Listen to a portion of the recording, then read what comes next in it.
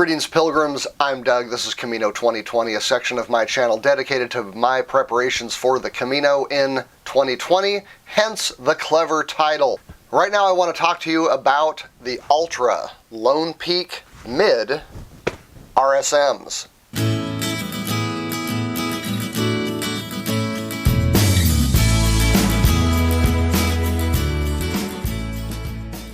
Well, if you have been watching my other videos on footwear, you know that I am a huge fan of the Altra brand.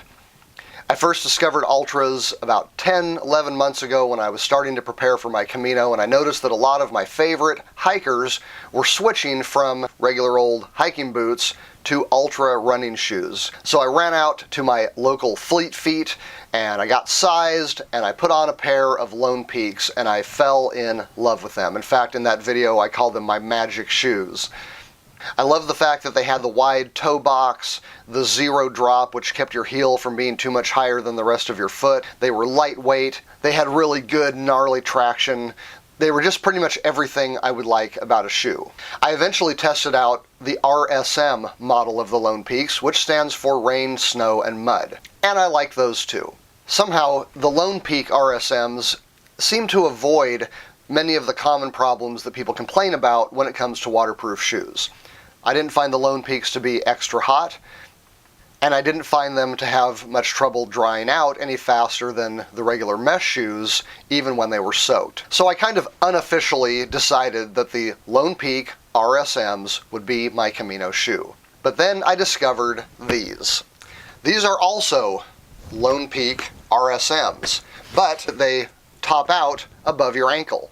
And I really like this idea because I have seen enough videos and pictures from the Camino to know that there is often a pretty serious mud problem. We're not just talking the occasional puddle, we're talking about deep, thick mud, maybe going down roads with borders and fences that you can't get around. You're just going to slog right through that stuff.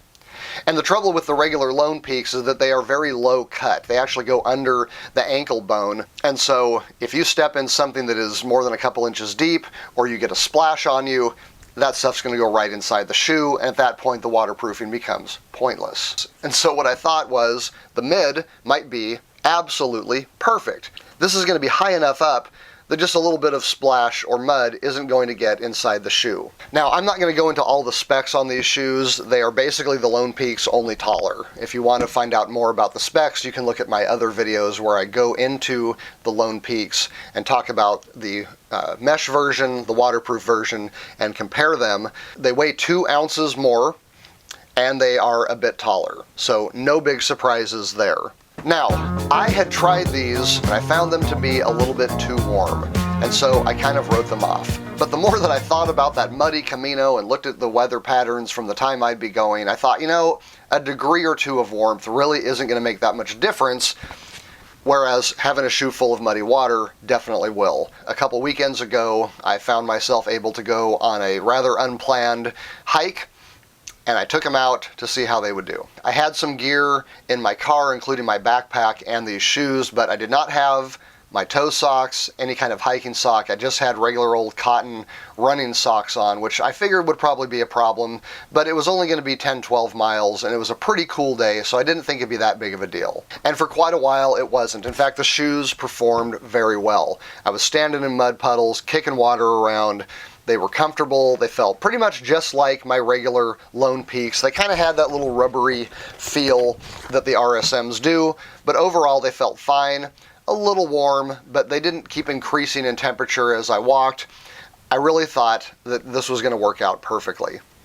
One thing I did notice on these shoes that I didn't really like very much is that the lace guides up at the top are enclosed. They're not the quick snap-in that you usually find on a boot.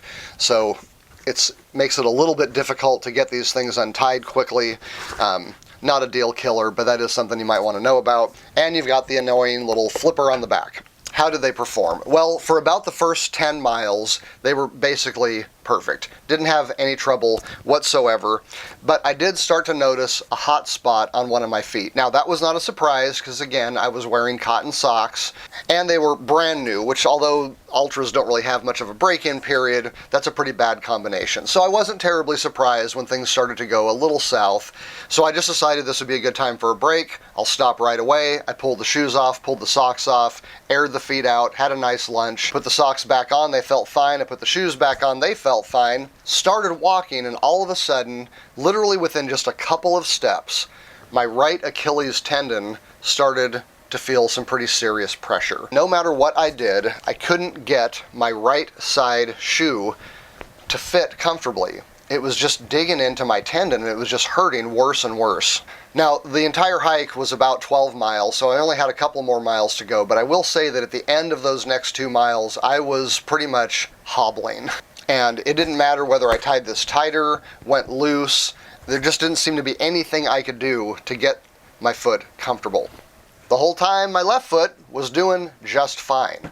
So I don't really have a definitive statement on what caused the problem. Why it only happened to one foot, I have no idea. I think that's the strongest argument in favor of the shoe not being the problem. Maybe I pulled it, maybe I tied it wrong initially and just didn't notice until after I had sat down and taken the shoe off and put it back on again.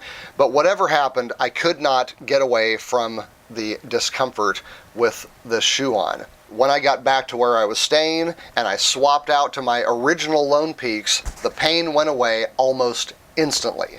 Now, it was still sore, of course, as a tendon would be, and it was sore for another week or so after that. But I felt an immediate release of pressure when I switched over to the regular small size Lone Peaks. Now, when I got home, I did some research on tendinitis. I specifically tried to find articles researching whether shoe height had something to do with the problem. I didn't really find a lot. In fact, I found one article saying that tall shoes help, another one saying that they hurt, and a whole bunch saying not much of anything. But I did discover a pretty serious difference between the Lone Peaks and your typical hiking boot. On a hiking boot, at least all the ones I've ever worn, the back is very stiff. This part here does not bend. And so as you walk, this part rides with your tendon, and it does, of course, kind of push into your calf muscle, and I'm not exactly sure where the tendon stops and the muscle starts. But essentially, if your leg is in here, and you step, the boot is going to push into your leg a little bit, but all this section is going to stay stiff. Not so with the Lone Peaks. This is a very lightweight running shoe. This section is not really made for ankle support, and watch how the back performs. Okay, that's one finger. I can crush the entire back down. The whole shoe is pretty much just a rubbery composite material, and it doesn't act like a hiking boot, even though it kind of looks like one. The back very easily squashes down. This is just the same kind of soft, squishy shoe material that the whole shoe is made of. When your leg is inside and you go to step, instead of the boot following your leg, it just crushes. The back literally folds in. When it does, it creates a shelf right here. That material has to go somewhere, and where it goes is right into your tendon. Now again, to be fair, I wore 2 of these shoes on 2 different feet. One foot was fine, so it's difficult to blame the shoe in that sense. However, I did notice immediate relief when I switched from these back to the regular Lone Peaks. Now, unfortunately, the return policy on the place that I got this really good deal on is not as long as something like an REI where you have a year to try out your shoes. I did not have time to wait for my tendon to completely heal and then take these back out and try them again. It's just really not something I'm willing to do at this point. I know the Lone Peak 4s work perfectly. I have had 0 problems with them. And at this point in the game, I just feel like it's a little too late to be trying to switch things up, especially with something as questionable as this. At this point, I'm just not really sure it's worth the risk.